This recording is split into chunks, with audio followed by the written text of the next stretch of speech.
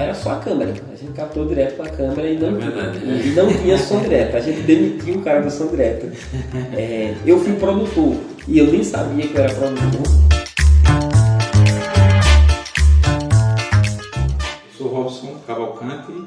E eu sou o Claudemir Silva.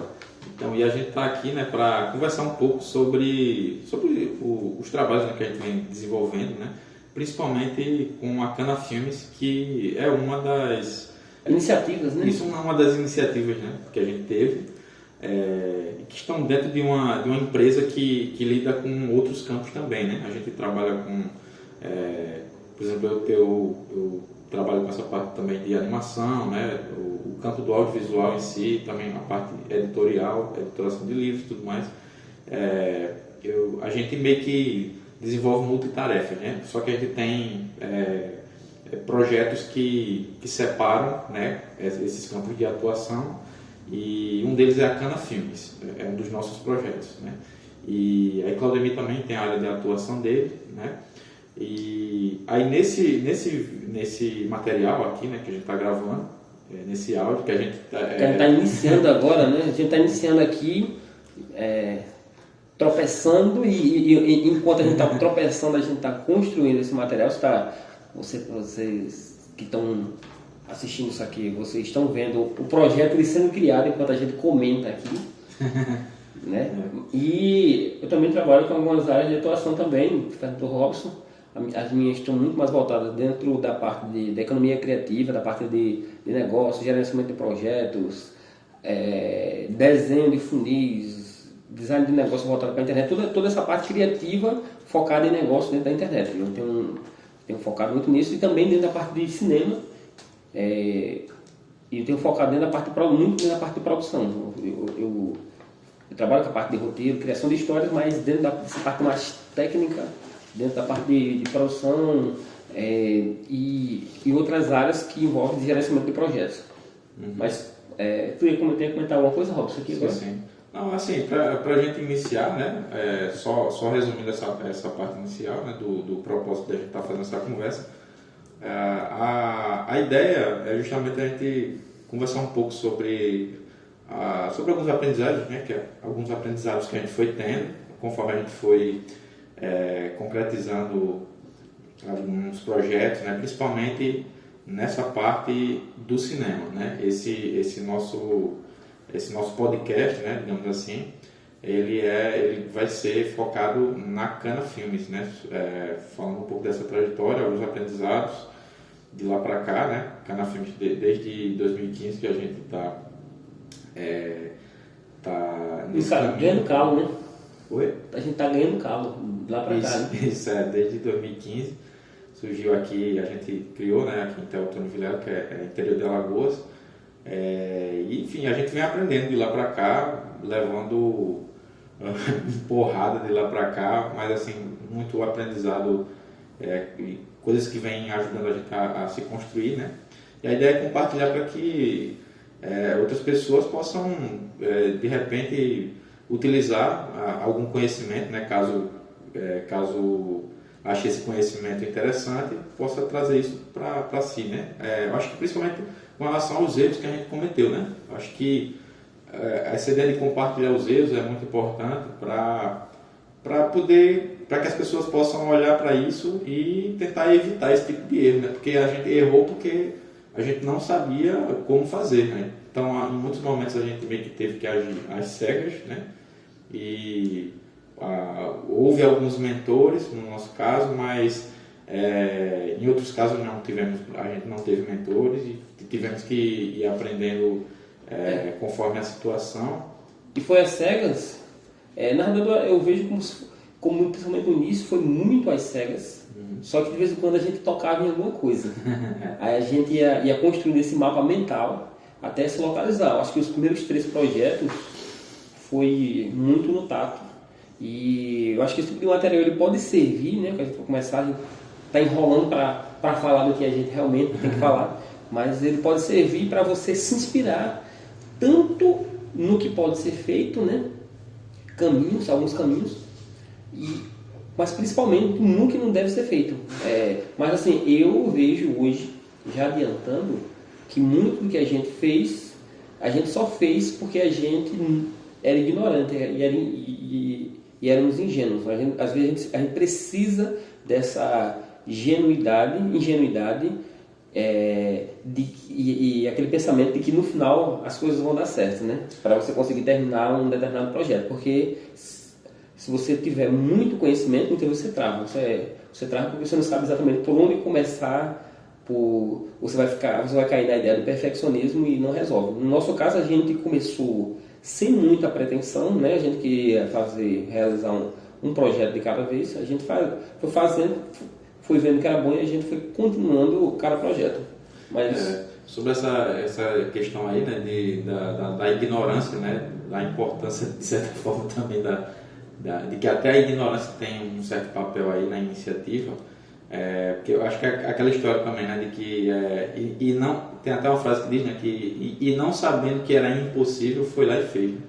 Aí tem esse lado também, né? Mas assim, na medida do possível, eu acho que é importante a gente sempre que houver conhecimento disponível, a gente tentar absorver esse conhecimento, né, para que a gente evite certos erros que podem ser evitados.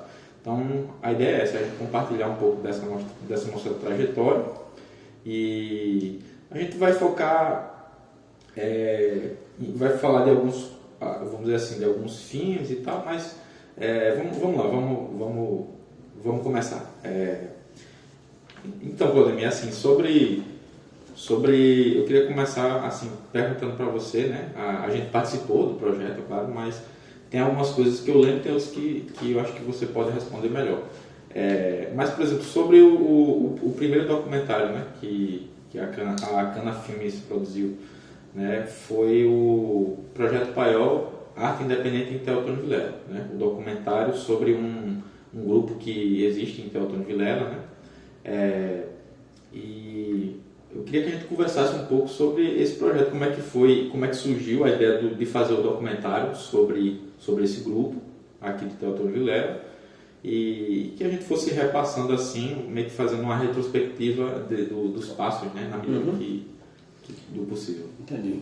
Rapaz, o projeto ele começou quando eu vi alguns trabalhos, inclusive um trabalho seu, um quadrinho que sintetizava uma porrada de trabalho do pessoal, né? O traço inverso. Mas antes mesmo de eu ver esse trabalho, eu tinha visto um livro que tinha lá no final. Um dos livros que você, não sei se foi um quadrinho ou alguma coisa. Aí eu perguntei, você falou, explicou, que legal. Aí eu estava buscando na faculdade, quando eu fazia computação gráfica, uma desculpa para eu fazer um documentário. Só que as minhas referências de documentários eram muito ruins. Mas eu queria fazer alguma coisa desse tipo. Aí houve a possibilidade de fazer isso dentro de um dos trabalhos. Aí o que eu fiz, convidei 2 membros para uma entrevista e na minha cabeça na época, achava que era simplesmente ligar a câmera e deixar a pessoa falar à vontade. Blá, blá, blá, blá. E fui eu fazer. Convidei o Marbon, que foi um dos entrevistados, e convidei o Alexandre Alves. A gente bateu um papo, eu mirei a câmera na cara dele, sem roteiro, sem nada, assim. Só com algumas perguntas que eu poderia fazer, como surgiu, o que e cada entrevista dessa, contínua, com blocos de fala de 10, 5, 20 minutos, deu mais de 1 hora cada uma delas. E não ficou legal, não ficou dinâmico, não contava história, né? Na época eu não tinha noção de storytelling, por exemplo, não tinha estudado isso aí o suficiente. Não sabia nada.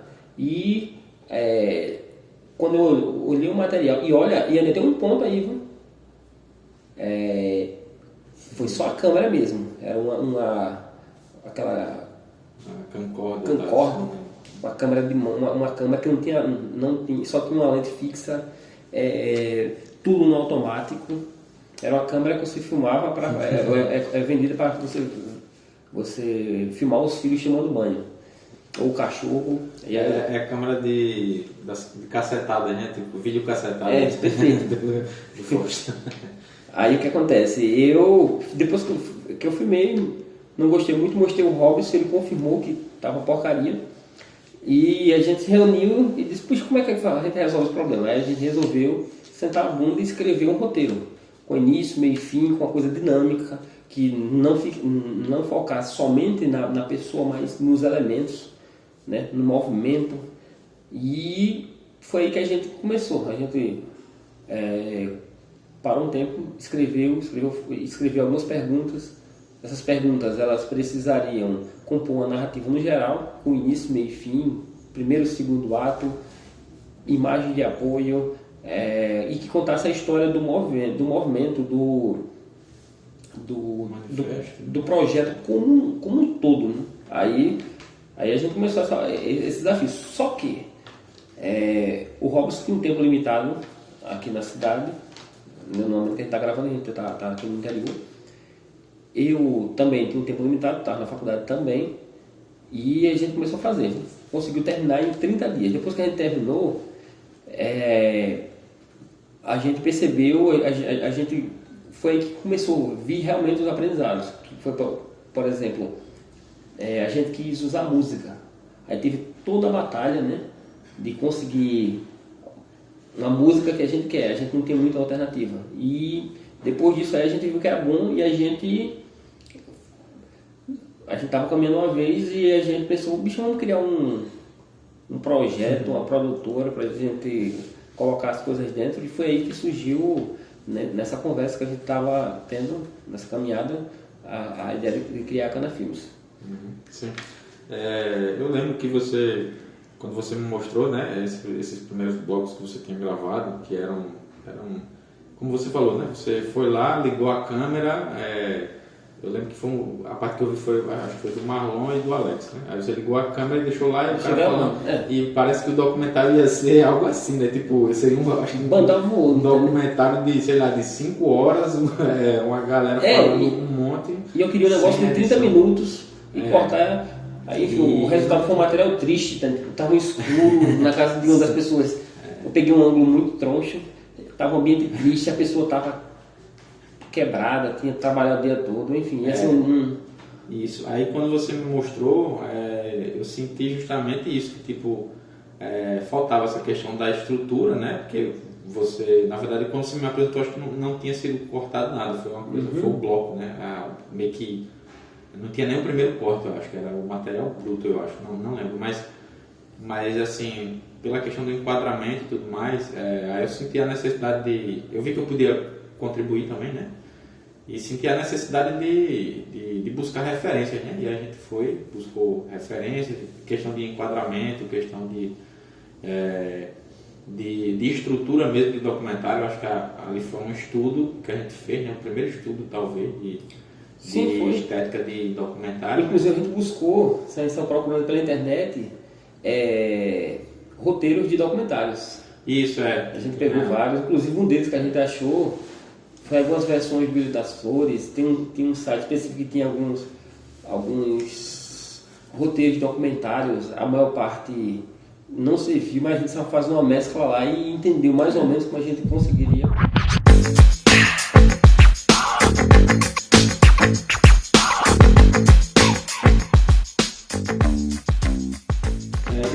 E ali foi mais ou menos na época do Huque Vieira, né? Um pouco depois a gente veio participar, veio conhecer o edital Huque Vieira e tal. E aí que a gente foi estudando mais sobre documentário. Uma criação de projeto, né? Criar um projeto audiovisual. Isso vai ficar talvez para o terceiro episódio, que foi o terceiro filme que a gente fez. Né? Mas dentro desse filme, acho que a primeira pesquisa técnica foi referência de roteiro que a gente fez. E que inclusive a gente foi descobrindo, né, que a gente foi percebendo que realmente assim, em relação a documentário, existe um espaço para uma abertura, realmente, assim, se você vê um roteiro de um documentário, você vai ver que existem umas brechas ali, umas coisas que, até porque você não tem controle de tudo ali, né, você conta sempre também com a novidade com as situações do momento ali, tem imprevistos e tudo mais. Então a gente viu essa questão de que o roteiro do documentário ele tem essas aberturas, essas brechas para inserção de coisas que são do momento mesmo, né? Mas seguindo a temática, respeitando o não sair do tema. Isso. A gente viu que manter um tema, segurar o mesmo tema até o fim, talvez seja a coisa mais importante do documentário, que é muito fácil você se perder, mas que a pessoa tem total liberdade de trazer um ponto de vista novo, né, do entrevistado, por exemplo, ou da situação que você vai pegar, desde que você tenha muito clara a temática. Isso, sim. A big idea, né, se você for trazer hoje para uma coisa mais geral, a ideia que guia tudo isso aí. Isso, E aí a gente meio que foi aprendendo, né, vendo essas referências de roteiro, né, e sobre montagem também, e a gente foi entendendo a importância da pesquisa, né, também de ir nas fontes e tentar entender e de cruzar os dados, né, porque no roteiro, no documentário também tem esse lado que é meio que caminha meio que de mãos dadas com essa parte científica também, né, de você cruzar dados para ver se bate, né? Se são no mínimo coerentes, né? Isso Se existe uma coesão entre eles. Isso, para você enfim, até para você, não só para você ter esse comprometimento com a verdade, né? E com a mensagem que você quer passar, mas também para você se guiar em relação à montagem, para você fazer a montagem mais adequada para o tipo de documentário que você quer fazer, né? E também, nessa mesma fase, a gente entendeu que quanto mais clareza você tem sobre o tema como um todo, inclusive, quanto melhor a pesquisa você tem, mais fácil será na hora da edição. E falando da edição, teve um ponto emblemático dentro disso, eu acho, principalmente para o Robson, que na época eu já fazia algumas edições, já editava com um programa muito famoso, o Premiere.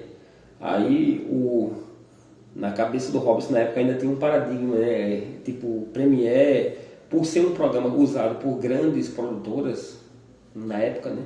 Hoje em dia, meio que o Premiere, ele meio que já está banalizado, mas em 2015, para muita gente ainda era outra coisa. Aí, às vezes a gente acha que o fato do programa ele ser usado por grandes empresas, ele é necessariamente difícil de usar. E aí, sim. Você pode falar aí, Robson, agora que vai entrevistar sou eu. Qual foi a sua experiência em aprender o Premiere meio que quase que forçado aí, e enquanto estava resolvendo, enquanto estava trabalhando no filme, né, aprendeu fazendo.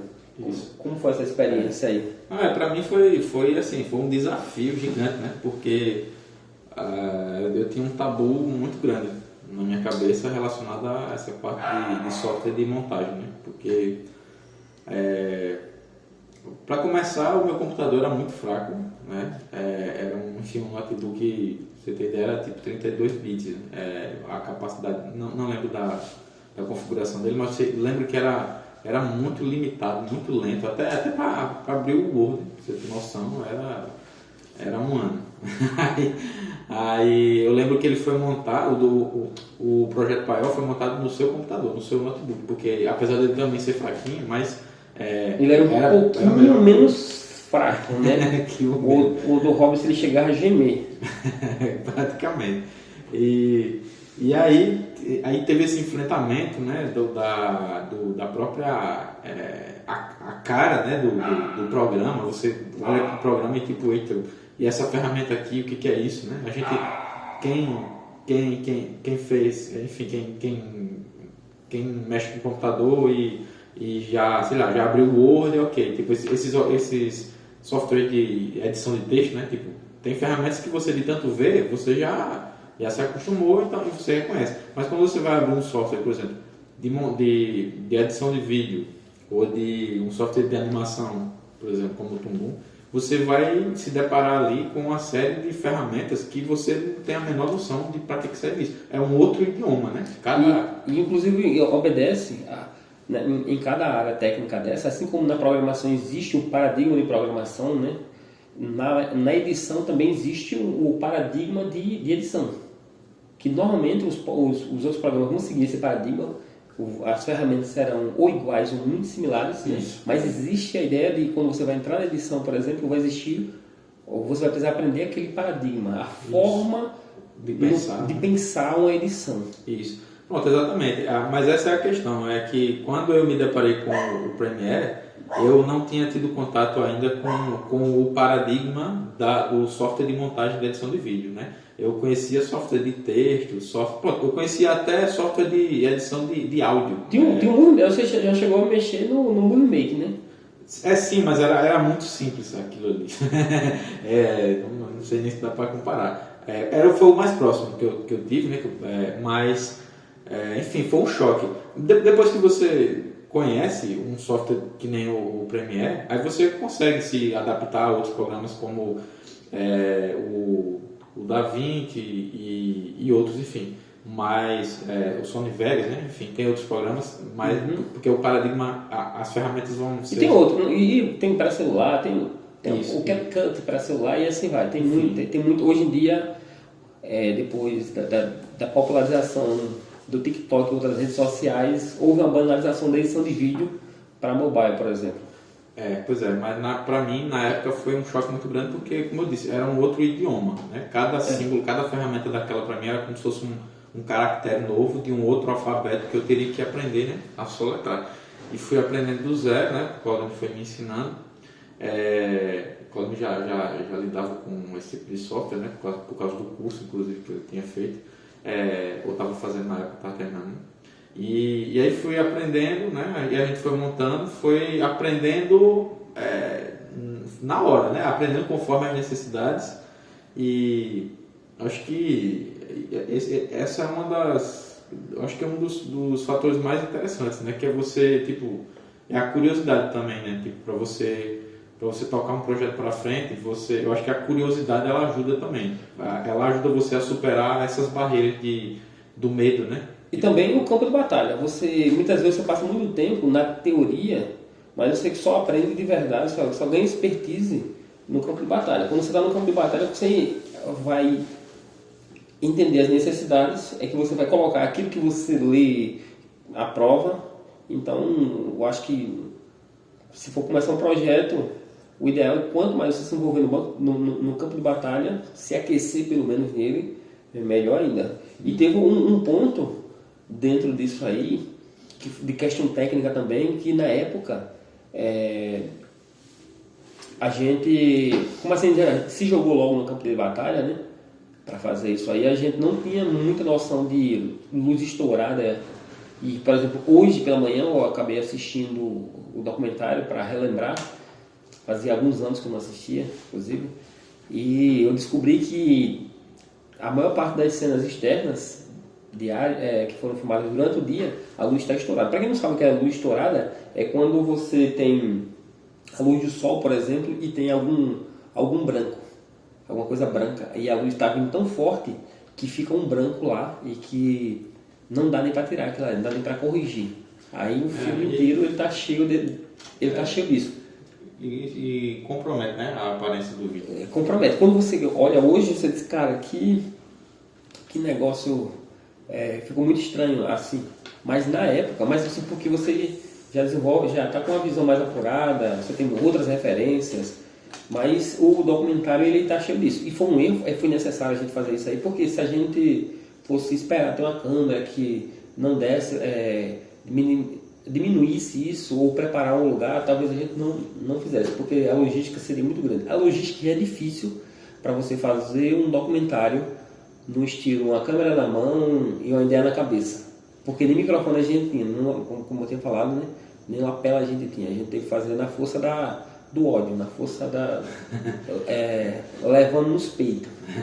E eu acho que vale destacar também, assim, tem alguns pontos que parecem óbvios, podem parecer óbvios para quem já trabalha com isso, mas que para quem está lidando com isso pela primeira vez é uma coisa de outro mundo, é uma novidade, que é, por exemplo,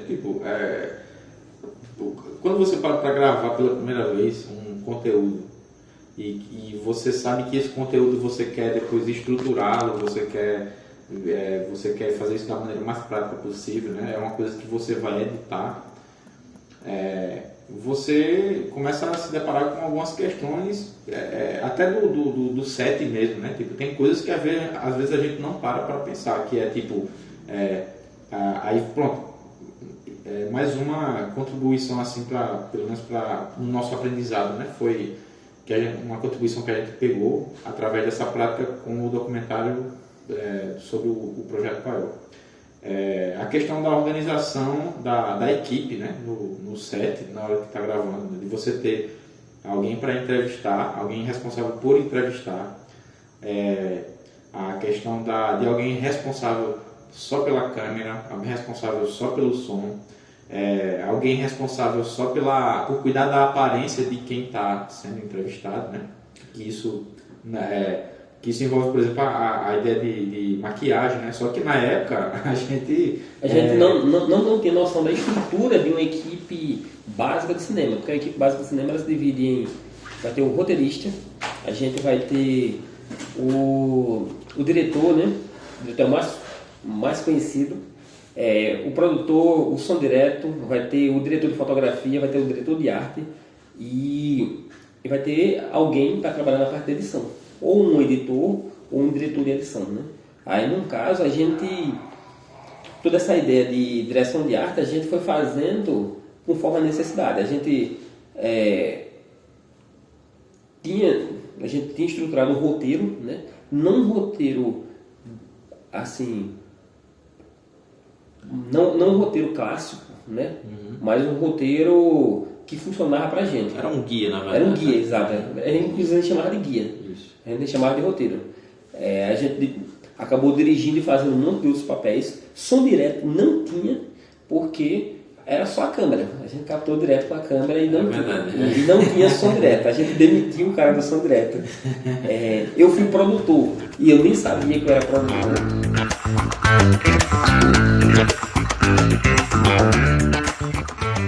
Eu estava muito mais focado nessa parte da logística, né, da coisa. Equipamentos, como ia fazer, computador, configuração, organizar, enfim, toda essa parte de produtor. Eu fui produtor e só depois que eu descobri, um ano depois que eu descobri que eu era produtor, a parte de edição, né? O Robson teve que aprender na pressão, porque a gente precisava agilizar e era um bom momento para aprender. A parte de fotografia foi mais o Robson ficou com 90% da fotografia, como diretor de fotografia. Eu terminei assumindo mais essa parte, né, por uma questão de afinidade mesmo, né? Eu já estava desenhando quadrinhos e aí essa parte de enquadramento, né, a composição, isso já estava me interessando, por isso que eu acho que tem muito disso, né? A gente tem a tendência a ocupar algumas funções que com as quais a gente mais se identifica, né? E aí, só voltando um pouquinho aí, essa parte da questão da equipe na hora de gravar, né? Eu acho que é interessante ressaltar a importância dessa organização, porque se não tiver a melhor organização possível no momento, isso pode comprometer o material como um todo, né? Inclusive gerar um mal-estar ali, para quem está por trás das câmeras, para quem está na frente da câmera, né? E tipo, isso tem uma coisa que não pode acontecer, normalmente vai acontecer, mas é necessário evitar ao máximo. O estresse. Quanto mais estresse você tiver nesses momentos, mais isso pode danificar o seu material, né? Pode ter efeitos que, não sei, pode ter casos eventuais em que o estresse ele consiga trazer um tempero ali para o material que está sendo gravado, mas isso aí seria em casos muito específicos, né? Tipo, o Cidade de Deus mesmo, né? Uma situação lá que os personagens foram meio que instruídos a ficarem meio tensos e tal, enfim, eles foram levados a isso, mas justamente para dar aquela tensão que o momento exigia, né? Tem uma cena lá que o menino dá um tiro na mão acho que o cara dá um tiro na mão do moleque lá, né? E que foi uma cena bem realista, enfim, aí tem essa questão de você induzir esse tipo de coisa, mas o ideal é que isso seja consciente e não acidental, né? Tipo gerar um estresse no meio do cenário, no meio da filmagem, porque alguém, sei lá, perdeu a paciência, ou porque as condições, alguém era para ter feito uma coisa de um jeito e acabou fazendo de outro, né? Enfim, então essa organização ali, no momento da filmagem, ela é importante, e essa organização, na verdade, ela começa bem antes, né? Por isso que é necessário o planejamento, né? E o roteiro tem a ver com isso, né? A decupagem do roteiro. E, inclusive, cortando isso um pouquinho, uma coisa que também a gente não sabia na época, por isso que eu falo que a gente foi com a cara e a coragem, né? Para fazer isso aí. Não que seja uma coisa adequada, hoje em dia a gente não faria isso, é claro, mas por isso que existe dentro da produção de um projeto audiovisual as 3 etapas básicas, né? Que é a pré-produção, a produção e a pós. A pré-produção é onde entra toda a parte de planejamento. Aí a pré-produção normalmente é a parte, talvez a parte que mais dure, porque você tem que deixar tudo arrumado, tudo pronto, para no dia da produção, ou nos dias da produção, você somente produzir, somente gravar, captar imagens, som e o que tiver de captar. Se você não fizer uma pré-produção que preste, você vai pagar o preço na produção. A produção vai ficar mais cara, vai ser mais estresse. Vai levar mais tempo. Vai levar mais tempo. E a gente não tinha essa noção e a gente misturou pré com produção. A gente passou uns 2 dias escrevendo um roteiro, estruturando, mais uma semana pesquisando, e depois a gente começou a fazer a produção enquanto a gente estava fazendo a pré. Isso. Gravando quando podia, quando alguém podia, e enquanto isso a gente estava editando. Na verdade, a gente fez o seguinte, nesse projeto e em outros, inclusive, a gente fez a pré, a produção e a pós-produção tudo de uma vez só. Por quê? A gente captava a filmagem de alguém e a gente saía pesquisando lugares e tudo, e enquanto isso íamos editando para ganhar tempo. Aí outra pessoa tinha tempo 2, 3 dias depois, e aí a gente já tinha um pequeno corte daquilo ali, uma parte já pré-montada, aí a gente captava e saía montando. A gente não tinha essa dinâmica de vamos focar só na gravação.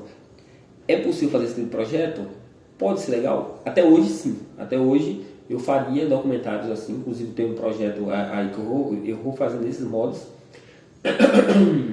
Porém, se você tiver uma equipe grande, existe uma chance gigantesca de não funcionar, porque a dinâmica da equipe, ela varia. E quanto mais pessoas você tiver numa equipe, vai variar mais. E esse tipo de projeto só foi possível fazer dessa forma, porque só tinha o Robson e eu. Se tivesse mais 1, 2 pessoas fazendo toda essa outra parte, aí as variáveis já aumentariam. O nível de estresse cresceria dezenas de vezes, porque cada um vai ter seu compromisso, cada um vai ter que parar a sua vida nesses momentos, em momentos diferentes, enfim. Isso, aí foi um processo de descoberta, né? Inclusive, não só essa parte de como fazer o documentário, né? Não só essa parte, não só a parte de planejar e de produzir e pós-produzir, não só isso, mas também a questão vamos dizer assim, da distribuição, né, do filme, porque a gente começou, pelo menos eu, no início, eu não sabia da existência da Sururu, por exemplo, da mostra Sururu, que é uma mostra que existe aqui em Alagoas, é uma das principais, se não a principal mostra aqui de Alagoas, né? A gente tem talvez a mais relevante para quem principalmente para quem vai lançar o primeiro filme, né?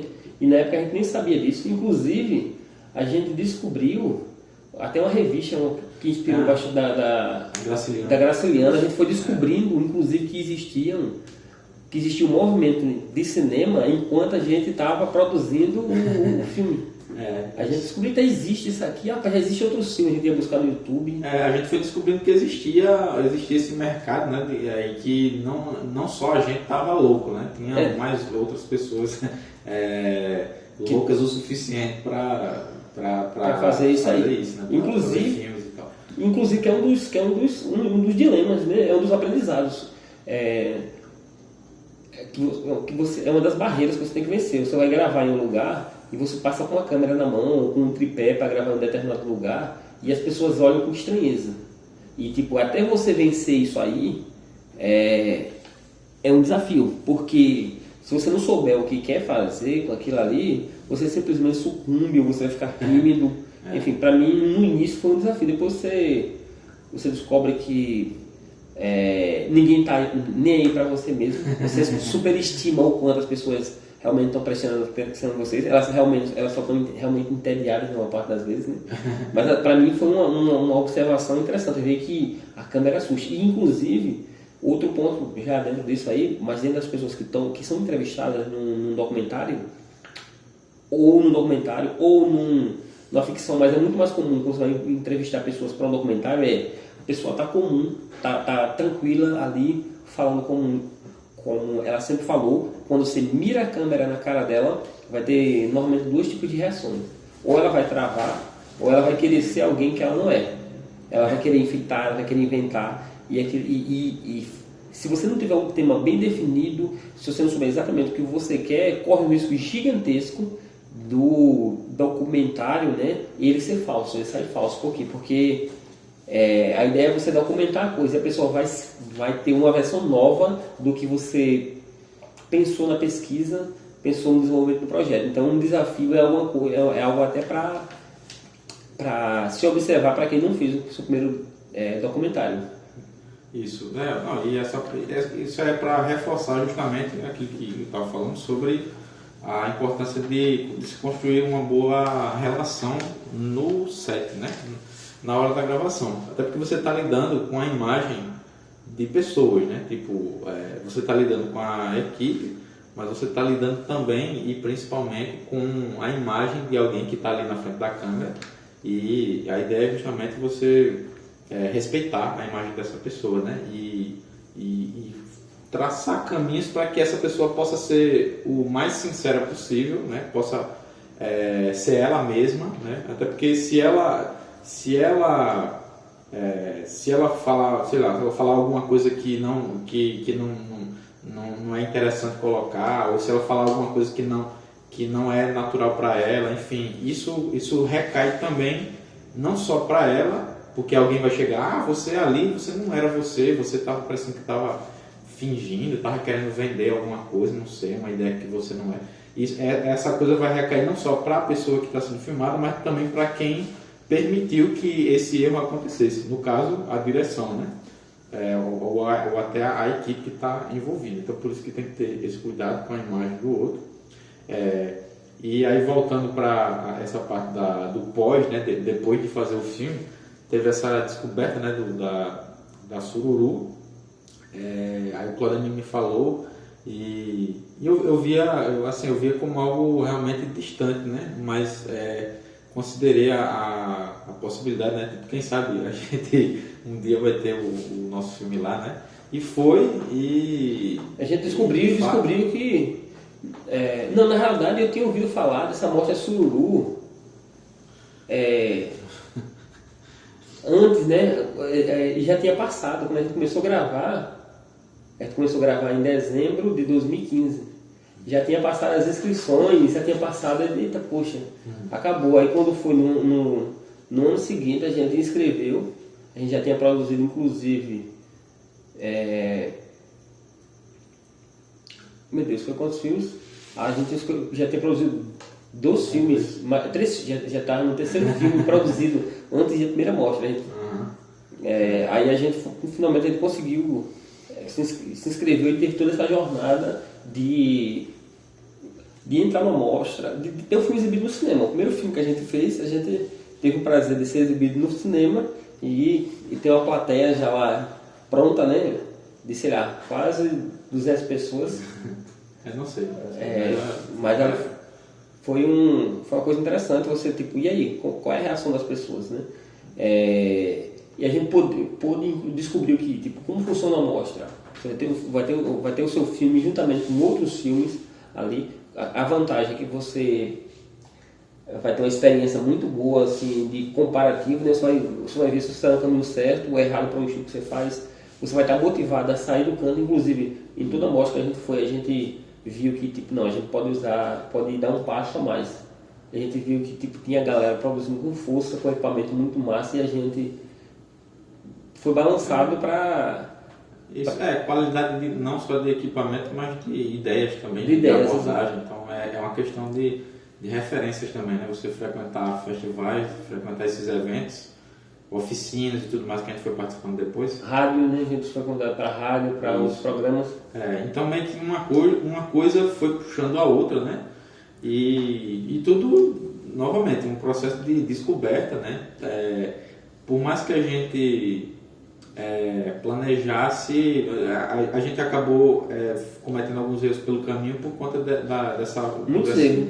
Por conta dessa falta de amparo, mas até alguns erros que a gente cometeu serviram para a gente nunca mais esquecer certas coisas. Por exemplo, coisas básicas que podem acontecer com qualquer um, inclusive com você que teve a paciência de ouvir esse material até agora. Por exemplo, um erro que aconteceu, que foi pra gente não esquecer mais, foi tipo gravar uma conversa inteira, tipo uns 20 minutos e descobrir que só estava gravando a câmera, mas não estava gravando o áudio, ou só estava gravando o áudio e não gravava a câmera, ou não focou, não colocou o foco ideal, enfim. Isso depois que a gente passou a trabalhar com outras câmeras. Ou não estava gravando, né? A gente, quando apertou no botão para parar de gravar, a gente descobriu que tinha começado a gravar. Aí, enfim.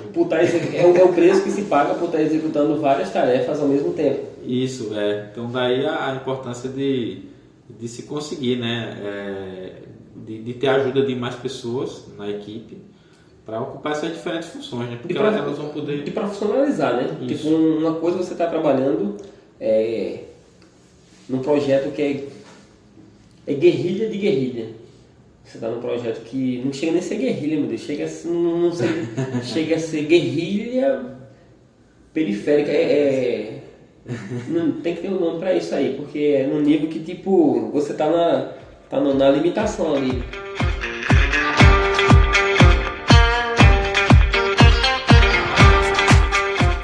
Eu acho que na época, assim, o modo como a gente começou, acho que foi talvez um equivalente ao pessoal que começa com um celular, talvez, né, hoje.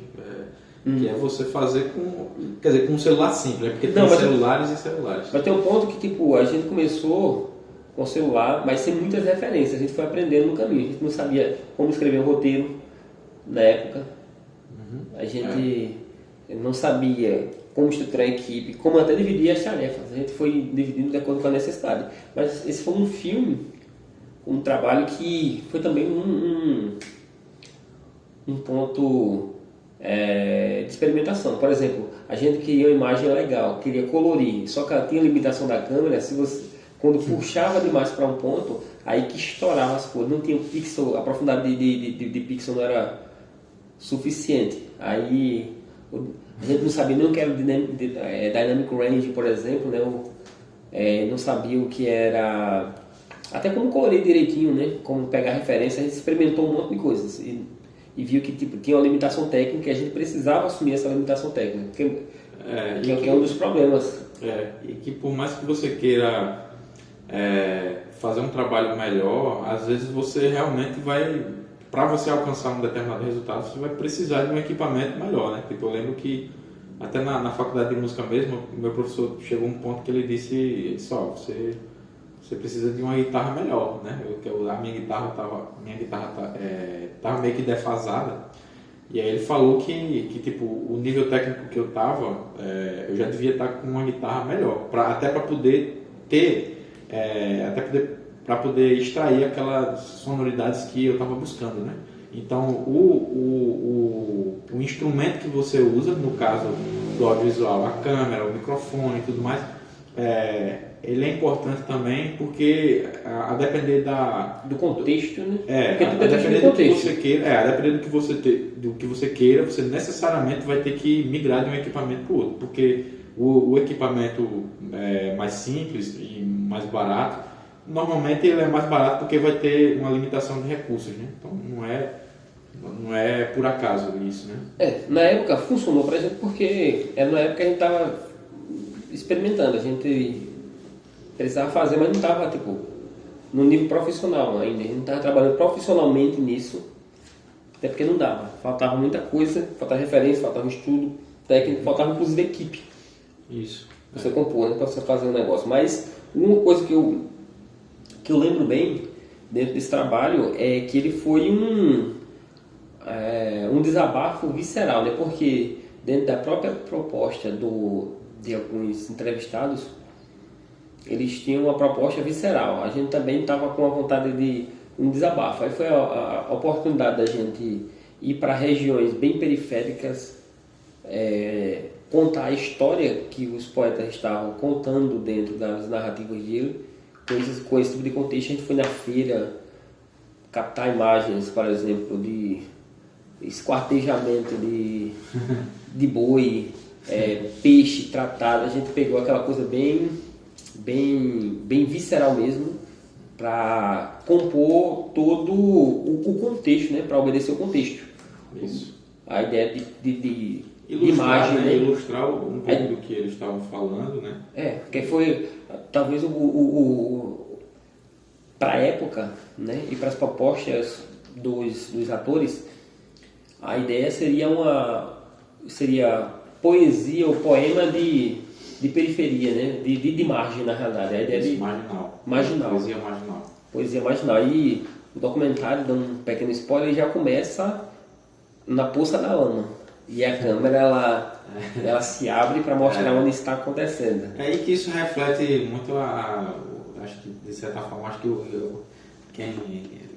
quem trouxe um pouco disso também pro filme fui eu também, né? Porque na época eu estava conhecendo o Nação Zumbi, né? Eu tenho o Da Lama ao Caos, né? Do Nação Zumbi, aí inclusive uma das músicas do documentário seria, a música tema do filme seria Da Lama ao Caos. Seria uma música do álbum, eu não lembro seria uma ou duas músicas, só que a gente teve na época, a gente achava que era simplesmente chegar, entrar em contato com a pessoa e colocar a música. Só que existe toda uma questão burocrática dentro dessa parte de direitos autorais que a gente também foi uma escola. A gente esperou um mês uma resposta para a gente ter, e também eles colocaram um valor que não fazia sentido para o contexto do filme. A gente teve que substituir. O Robson, inclusive, tem que falar com um músico lá da Paraíba, né? Na época eu estudava música na Paraíba, lá no UFPB.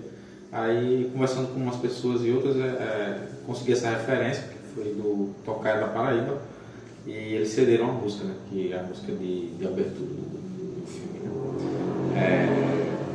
E aí, dentro dessa questão aí das filmagens que a gente foi fazendo, eu acho que também uma das experiências mais divertidas do filme para mim foi essa questão de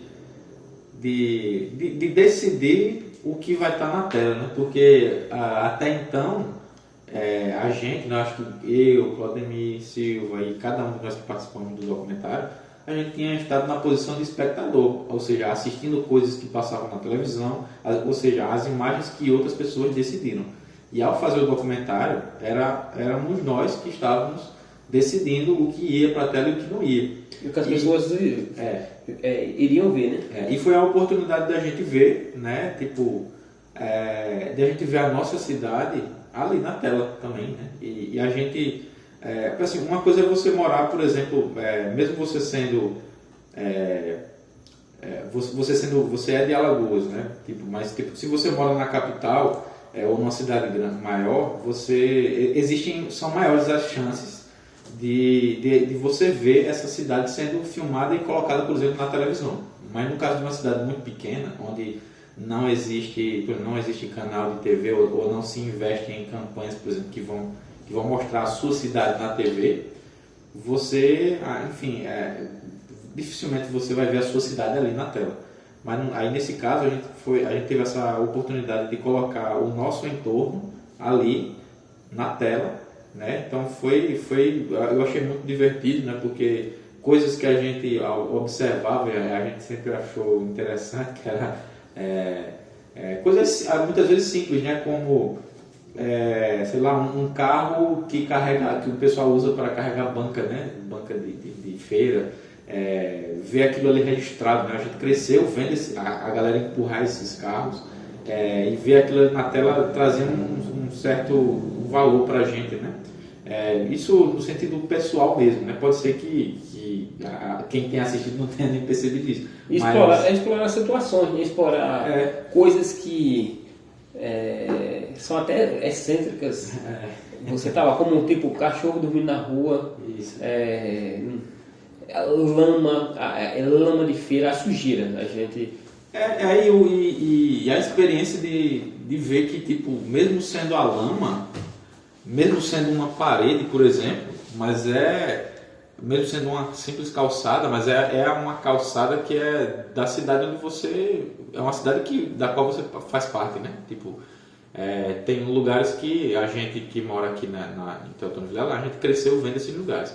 E isso dá uma... Isso é como se construísse algo dentro da gente que fala no fundo, que dá uma certa recompensa, né? Tipo, a gente sempre, tipo, eita, isso é interessante, né? Quero ver um pouco mais disso, né? Como que dá para explorar um pouco mais disso, né? Esteticamente, para brincar com isso, brincar no sentido positivo, né?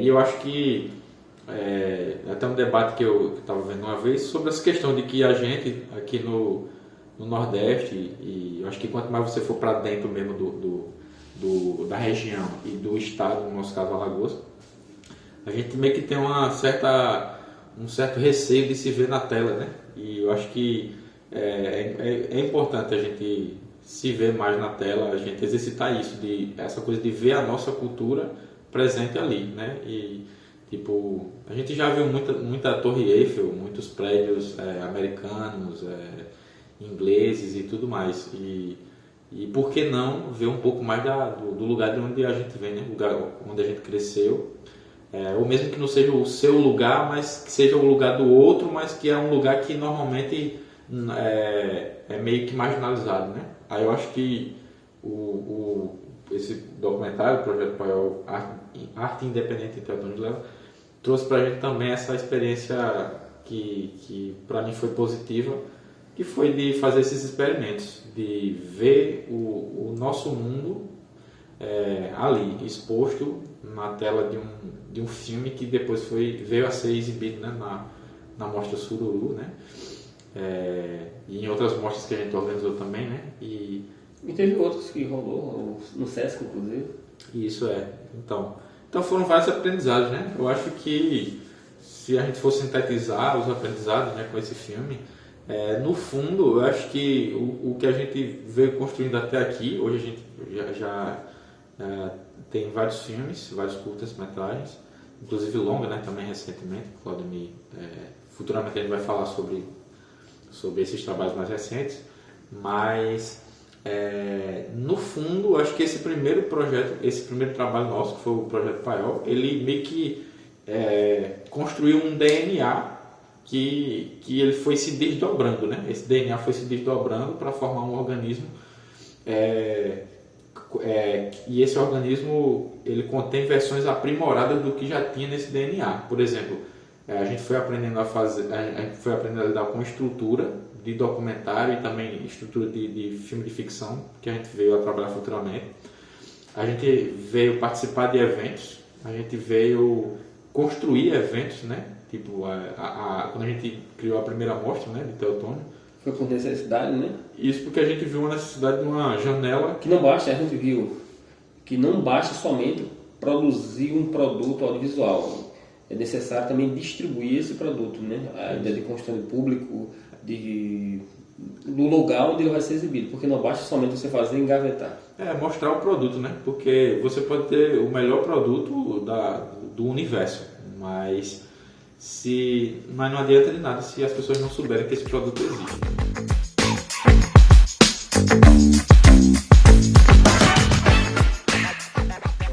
Vamos sintetizar o que a gente viu hoje. Acho que pode ficar interessante. Eu acho que, tipo, vou logo adiantar aqui, eu acho que o que resume esse primeiro projeto é a parte de experimentação. Não vale a pena, é campo de batalha. Você para desenvolver uma experiência, o melhor lugar que você tem para fazer isso é no campo de batalha, que é onde você aprende. né? E Porque para a prática, no caso, né? para a prática, Fazer na prática. exatamente, porque é quando você entrega algum resultado, seja um produto, né? Seja uma experiência que você teve, nesse caso a gente teve um produto mais um monte de experiência e que valeu, inclusive, a um curso. Foi como se a gente fizesse um curso de 30 dias vivenciado dentro do audiovisual, porque tive muito aprendizado que ajudou muito a gente ajudou a gente muito nos projetos que se seguiram. A gente conseguiu fazer esse projeto, inclusive só tinha uma câmera e nada mais, né? Aí um computador para editar. E a gente, nem sei, foi algumas, sei lá, não sei quanto a gente gastou com impressão para algumas coisas, né? Mas talvez a gente gastou R$100, R$200 talvez.